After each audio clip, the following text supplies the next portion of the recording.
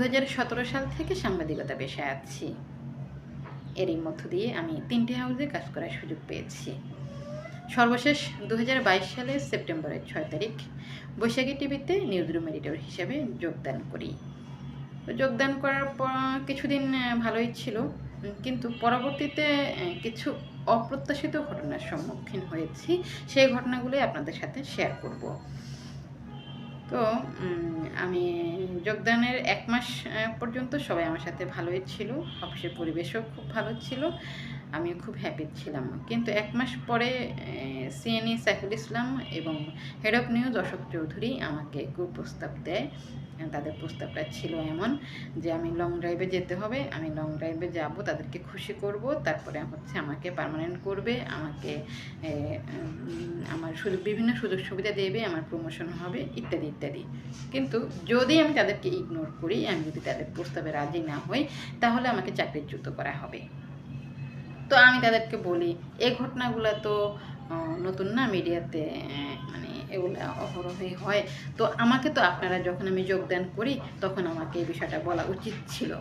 তো আমি মধ্যবিত্ত শ্রেণী, আমি চাইলেই চাকরি ছেড়ে দিতে পারবো না, আমাকে তো চাকরিটা করতে হবে। তবে আমি ভালো কোথাও পেলে আমি ছেড়ে দিব, আমি তবে এই সমস্ত খারাপ কাজ আমি করব না। এই কথা তাদেরকে বলার পরে শুরু হয় আমার উপরে অমানসিক নির্যাতন, অকথ্য ভাষায় গালিগালাজ, সহকর্মীদের দিয়ে অপমান, কিছু বাকি নেই আর। এরপরে এরকম করতে করতে আমাকে 1 বছর পর 2023 সালের নভেম্বরের 27 তারিখ বিকেলে আমাকে বললো রিজাইন দিতেই হবে। যদি আমি রিজাইন না দিই তাহলে আমাকে তারা ঘাট ধাক্কা দিয়ে বের করে দিবে, কথা ছিল তাদের এমন। পরে আমি এইচআরের সাথেও কথা বলি, সিএনের সাথেও কথা বলি, অশোক চৌধুরীর সাথেও কথা বলি, কিন্তু কেউ আমাকে আমার চাকরি ছাড়ার কারণটা ক্লিয়ার করেনি যে আমি কী কারণে চাকরি ছাড়বো। যাই হোক, 1 বছরে অনেক গল্প আছে, তা কোনো এক সময় যদি শেয়ার করার সুযোগ পাই শেয়ার করব। বৈশাখী টিভিতে কী কী চলে কিছু সংক্ষিপ্ত বর্ণনা আপনাদেরকে দিব। এর আগে বলি, আমি চাকরি ছেড়ে দেওয়ার পরে আমি অশোক চৌধুরীকে একটা মেসেজ দিয়েছিলাম যে যদি আমাকে আমার চাকরি ছাড়ার কারণ না বলে তাহলে আমি তাদের যত তথ্য আছে সব ফাঁস করে দিব, এই কথা বলে দিই। কিন্তু তারপরেও তারা কিন্তু আমার ডাকে সাড়া দেয় নাই, আমাকে কিন্তু আমার মানে অধিকার থেকে তারা বঞ্চিত করে। আমি চলে আসি, চাকরি ছেড়ে দিই।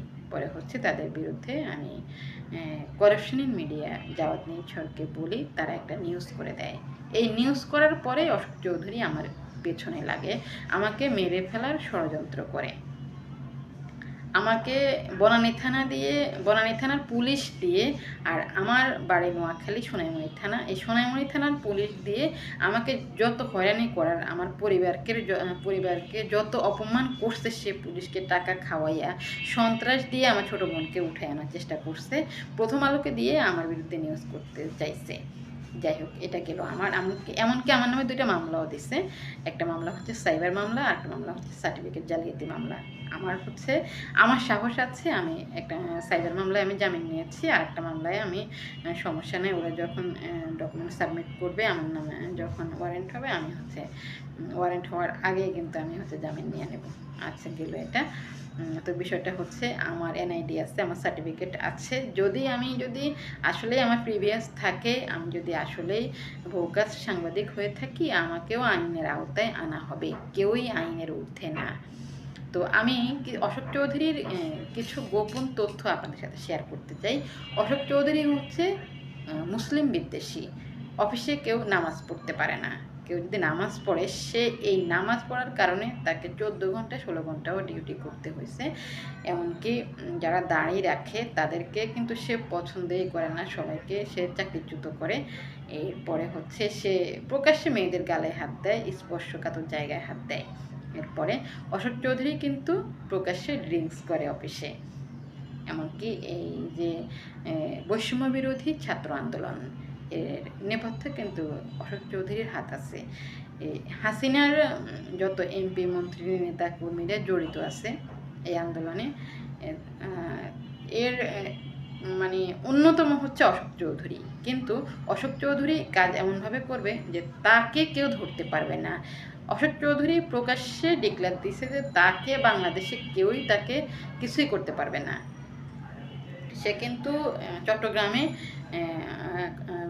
হিন্দুদেরকে উস্কাচ্ছে বিভিন্নভাবে, মানে একটা মানে গণ্ডগোল করার জন্য, এখনো করে উঠতে পারে নাই। তো আপনারা আসলে খোঁজ নিলে জানতে পারবেন। আপনারা বলবেন যে আসলে আমার কথার প্রমাণ কি, আপনারা আসেন আমার সাথে বসেন, আমাকে জিজ্ঞাসা করেন আসলে আমার কথার প্রমাণ কি। তবে আমি এটুকু আপনাদেরকে বলতে পারি, বৈশাখীতে কিন্তু এই চাকরিচ্যুত ঘটনা কিন্তু মানে নতুন ঘটনা না। আমার আগে বৈশাখী টিভিতে অসংখ্য রিপোর্টার, অসংখ্য ডেস্কে কাজ করা ছেলে মেয়ে, এমনকি ক্যামেরা পার্সন, তারপরে মেকআপ আর্টিস্ট, অনেকেই চাকরি ছাড়তে বাধ্য হয়েছে। মেকআপ আর্টিস্ট একটা মেয়ে, সে গর্ভবতী ছিল, সে ছুটি চাইছিল, ছুটি দেয় নাই, ওই মেয়েটার পরে বাচ্চা নষ্ট হয়েছে। সেই মেয়েটা মামলাও করছিল সাইফুল ইসলাম আর অশোক চৌধুরীর বিরুদ্ধে। অনেক বৈশাখী টিভির কাহিনী আসলে এখন আর মানে আমার থেকে শুনে কেউ অবাক হবেন এমনটা কিন্তু না। আপনার হচ্ছে সবাই আসলে জানে অশোক চৌধুরী কিন্তু রয়ের এজেন্ট। অশোক চৌধুরী একজন ক্যামেরা পার্সন ছিল, ক্যামেরা পার্সন থেকে তিনি হেড অফ নিউজ হয়েছে। আপনারা একটা খবর নিয়ে দেখেন যে আসলে সে তার সাংবাদিকতায় তার এক্সপিরিয়েন্স কি, সে তার সে কতটুকু এডুকেটেড, তার আসলে কি যোগ্যতা আছে, সে হেড অফ নিউজ হয়েছে।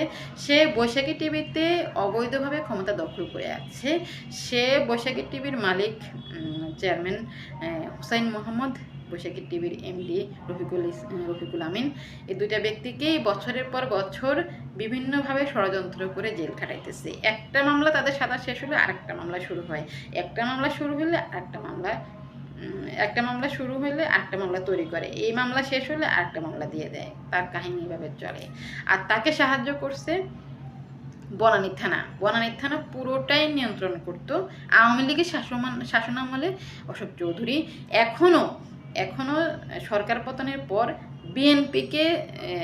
বিএনপির সাথে হাত মিলাইয়া সে জমজমাটভাবে তার ব্যবসা শুরু করছে। আর তাকে এখন সাহায্য করতেছে বৈশাখী টিভির বিএনপি বিট নিয়ে কাজ করে মোর্শেদ, তাকে এখন ভালোই সহযোগিতা করতেছে বিএনপি। যাই হোক, তবে আমি বিচার চাই কেন আমাকে চাকরিচ্যুত করা হয়েছে, কেন আমার ফ্যামিলিকে এত নির্যাতন করা হয়েছে। আমার আত্মীয় স্বজনের কাছে যাই বলা হয়েছে যে আমি বৈশাখী টিভি থেকে টাকা পয়সা লুটপাট করে নিছি, তারপরে আমি খারাপ কাজ করি দেখে আমাকে বের করে দিছে। আসলে আমি চাই আমার প্রিভিয়াস কি আছে, আর আমি এটাও চাই অশোক চৌধুরীর প্রিভিয়াস কি আছে। তবে আমি এতটুকু বলতে পারি আমার কোনো প্রিভিয়াস নেই। তবে অশোক চৌধুরীর পতন না দেখে আমি রাস্তা ছাড়বো না। আমি তখনও রাস্তায় ছিলাম, আমি এখনও রাস্তায় আছি। এমন না যে আমি এখন সরকার পতন হয়েছে দেখে আমি কথা বলতেছি। আপনারা যারা সাংবাদিকতা পেশা আছেন অনেকেই জানেন, আমি 2023 সালে যখন নভেম্বরে চাকরি ছাড়ছি তখন কিন্তু আমি একটা নিউজ করছিলাম। আমার একটা ভয়েস কিন্তু কয়েক মিলিয়ন ভিউ হয়েছে, কয়েক মিলিয়ন মানুষ আমার ভয়েস দেখছে। আমি অন্যায়ের প্রতিবাদ করছি। আমার কথা হচ্ছে আমি চাকরি ছাড়বো, কিন্তু কেন আমি চাকরি ছাড়বো? এমনকি বাংলাদেশে যদি কোনো ছেলে মেয়ে চাকরিচ্যুত হয়, সে যদি মুখ খুলে সে অন্য হাউসে আর জব করতে পারবে না, বিষয়টা হচ্ছে এমন। তো যাই হোক, আমি যে আসলে এই খারাপ একটা সিচুয়েশনের মধ্য দিয়ে যাচ্ছি, আমি আপনাদের সবাই সহযোগিতা চাই। আমি চাই এই যে একটা সময় এখন যাচ্ছে, দেশের যে একটা পরিস্থিতি এখন হয়েছে, সবাই মোটামুটি এখন আইনের আওতায় আসতেছে, তাহলে অশোক চৌধুরী কেন আসবে না? আপনারা সবাই বলেন। আমি যদি অপরাধী হই তাহলে আমাকেও আইনের আওতায় আনা হবে, তাই না? তো আমার তো সাহস আছে, আমি তো রাস্তা ছাড়তেছি না, আমার কোনো প্রিভিয়াস নেই। কিন্তু আমার কথা হচ্ছে অশোক চৌধুরী কিভাবে এত অন্যায় করে, তার এত টাকার উৎস কি? সে মেয়েদেরকে ব্ল্যাকমেল করে, মেয়েদেরকে ব্যবহার করে এগুলো ভিডিও করে এগুলো দিয়ে বিভিন্ন শিল্পপতি এমডি মন্দির কাছে পাঠায়। তার মূল ধান্দা হচ্ছে এই ব্যবসা, নারী ব্যবসা। এরপরে হচ্ছে তার আরও কিছু ব্যবসা আছে। তো যদি আরও কখনো আপনাদের সাথে কথা বলার সুযোগ পাই তখন আরও বিস্তারিত বলবো। তবে আপনারা খোঁজ নিলে জানতে পারবেন, আমার মতো অসংখ্য ছেলে মেয়ে এই বৈশাখী থেকে চোখের পানি ফেলে চলে গেছে। অনেকেরই অনেক অভিযোগ আছে। তো হয়তো বা আপনারা এগুলো জানতে পারবেন। আজ না হোক কাল বৈশাখী টিভির মালিক বের হয়ে আসবে। মালিক আসলে অবশ্যই সবাই সবার অভিযোগের পাহাড় নিয়ে হাজির হবে। এত মামলা অশোক চৌধুরীর বিরুদ্ধে হবে, আমি তো মামলা করবই। আমার মতো যত নির্যাতিতা আছে সবাই মামলা করবে, সাক্ষী দিবে। আমার সাথে সবার যোগাযোগ হয়েছে, প্রমাণ সংগ্রহ করেছি, তারপরে হচ্ছে আরও করতেছি। আমি রেডি আছি। তো আপনারা সবাই পাশে থাকবেন। সবাইকে অসংখ্য ধন্যবাদ আমার বক্তব্যগুলো শোনার জন্য।